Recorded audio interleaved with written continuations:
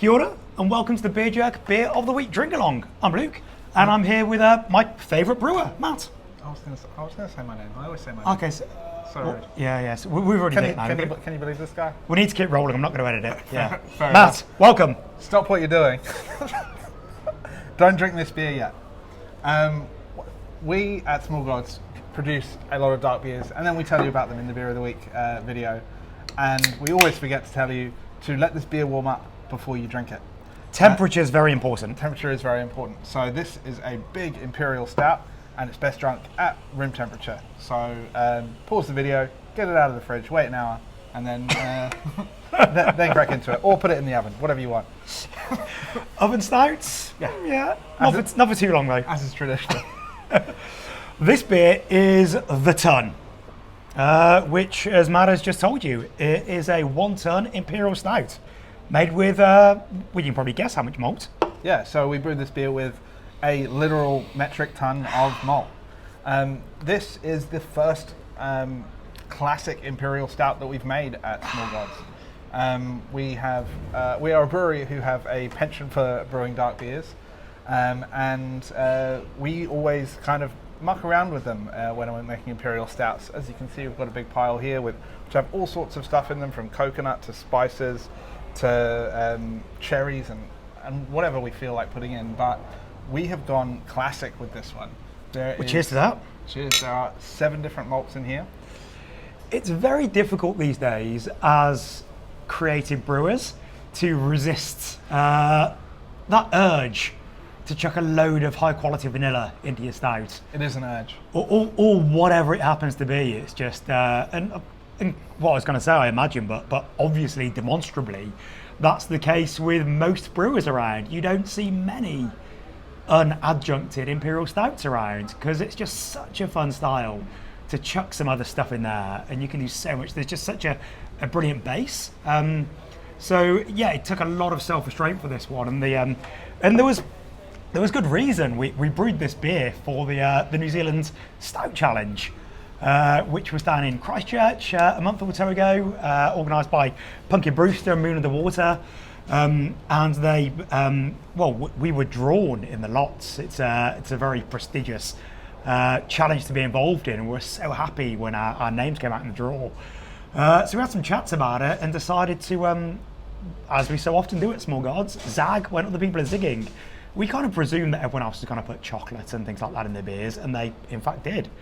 So we came together with a clean recipe, and just to wrap up that story, actually, our keg got lost by the shipping company, and that's why we didn't win the Stout Challenge. I'm not going to say it was in very, very good company. There were some amazing beers in it, but we didn't even have a chance at winning it because it never turned up. So unfortunately, the first ever challenge that we've been invited to be part of, we missed out on. So fuck you, shipping companies. Yeah. So yeah, that's why we chose to do an unadjuncted beer. But it has got a lot of delicious stuff in that is traditional Reinheitsgebot ingredients. Yeah, so we used a base of Vienna malt and then a bunch of different malts for character. So we've got oats in there, we've got rye, we've got chocolate malt. I think there's some wheat. It's a really kind of broad range of malts which go to really broaden out the base of the flavour profile that you're getting there. So as you dig into this beer, you'll be getting notes of roast, there's dark chocolate, there's coffee, there's a little bit of berry character from the Brambling cross hops that we used. There's a kind of burnt toffee caramel note from some of those base malts, that Aurora that's in there. And then there's a kind of bit of a spicy note from some of the rye that we used. So the idea behind this beer is that you kind of sit and let all those, let it warm up in your mouth if you haven't warmed it up despite our warnings. Swish it around and you'll see a really kind of rich and deep layer of malt character in there, which kind of just keeps on giving as the beer changes, as it warms up, as it oxidizes a little in the glass. You're going to see some of those caramel flavors open up. So yeah, it's a beer that just like, and a beer style that is just so deep with flavor, which is why it's so hard to resist putting all those adjuncts in, because it provides such a fantastic, robust platform for other flavors to sing. But in this, it's kind of there's that classic Imperial Stout character. It's roasty, it's bitter, it's rich, chocolatey. It's got it all as Imperial Stouts go. And there's no need to put other stuff in there. As I say, it's almost irresistible to do that, but it's only quite recently that people have like really let go of any kind of restraints and just started chucking everything in there, which is great. But historically you'd maybe have some. You wouldn't even have an Imperial milk stout, really, would you? No, not really. I mean, even adding coffee to a beer like this is the last 15 years or so. Yeah, I mean, it wasn't that long ago when, in New Zealand at least, 8 Wired's Ice Stout was one of the only Imperial Stouts on the market, and kind of in a similar vein to this, just a pure, straight down the line Imperial Stout. And incredible beer. And I think 15 years might even be overstating it. But I think it's really been in the last decade and the last 5 years in particular, where you've really seen that rise in adjuncted Imperial Stouts as the kind of as the craft beer movement has come into kind of maturity and kind of looking to find those extremes. And I'm sure you'll be able to find plenty of examples from earlier. But I don't think I'd be wrong in saying that prior to 5-10 years ago, the majority of Imperial Stouts that you'd find, A, they'd be rare, and B, they would be traditional like this, no mucking around. And it's definitely completely swung in recent years towards the silly stuff that we do over here, as opposed to the more sensible stuff that we're doing over here. It's just a really fun style to spend some time with, and just as you sip it and just getting all those layers. So that long list of flavours that Matt just reeled off, you do get all those. And that's often an interesting thing when you are writing about beer, as I do every single week. It's a bit of a balance between giving it to people on a plate, because the mind makes the connections, and when you tell someone that there might be flavours of berries in a beer, then you get it. But would you get those berry notes or those porridge notes if Matt hadn't just said it? I don't know, but it's a fun experience to sip away and get all those different flavours. And also as Matt says, as it does warm up, you are going to get different stuff in there. But really so I'm getting more of the brown sugar character and sort of the I suppose like savoury pastries.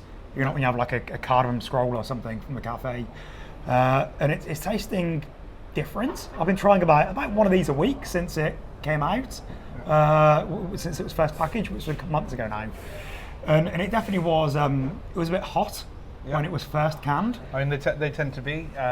So hot meaning kind of getting that warmth from the alcohol coming in quite sharply on the back of the palate.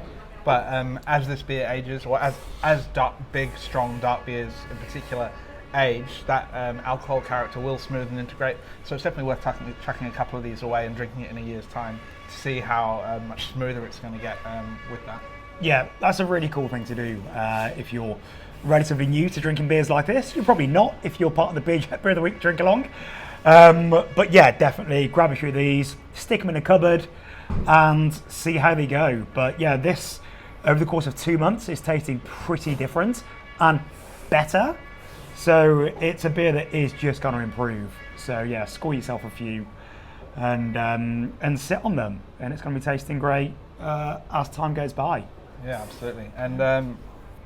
And do seek out some more Imperial Stouts if you find them, because the unadjuncted ones like this, like Ice Stout that I mentioned before, there are fewer and farther between than they have been in the past. So support those breweries who are making them. I've been thinking about drinking this side by side with an Ice Stout because I haven't tried that in about a year, and that is like, a pinnacle. It's such a great beer, so it'd be great to see how our one holds up to it, because that is also exactly 10%. It is, yeah. So it's a good comparison. Right. Yeah, it might be time to wrap up the video so we can get a can of Ice Stout. So speaking of Christmas beer, speaking of Imperial Stouts, our Christmas beers are secretly in the works. They have been brewed and they are fermenting away. So if you like this beer, keep an eye out for the Small Gods Christmas Mix case, which will be going up on the Beer Jerk website very soon. It's going to be some more back to business as usual with the ridiculousness.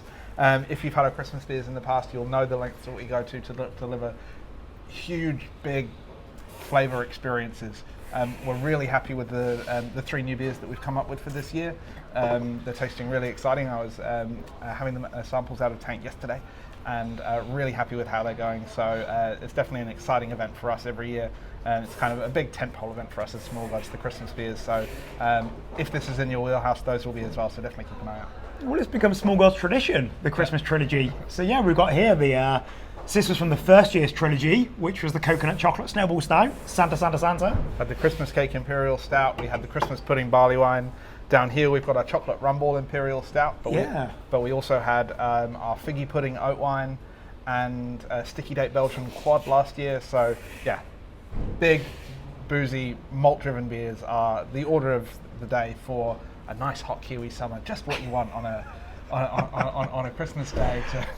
As I said before, zagging one of the zig. There aren't many good big Imperial Stouts out in the middle of summer, so you can always trust us to go out with beers that no one wants to buy. But you may be seeing a couple of those in the premium advent calendar. You may be seeing one in the Beer of the Week subscription that you're clearly part of. And we'll be doing special gift packs as well. So yeah, they're going to be some pretty interesting beers. Other stuff that's going on here at the Fridge and Flagon, well, you can always come and have a beer here. This is the home of Small Gods. We always have a bunch of Small Gods beers on tap and then all of them in the fridges. This Saturday is going to be a street festival here in Uptown. It's the Nickhouse Street Festival. It's the there's going to be interesting music and street food and sunglasses and baked goods, all sorts of things happening. Just one street over in Nickhouse Street. So come along on Saturday morning and join us here for a beer afterwards. Thank you for joining us this week. Thank you, Matt. Always a pleasure. Cheers. See you, Jax.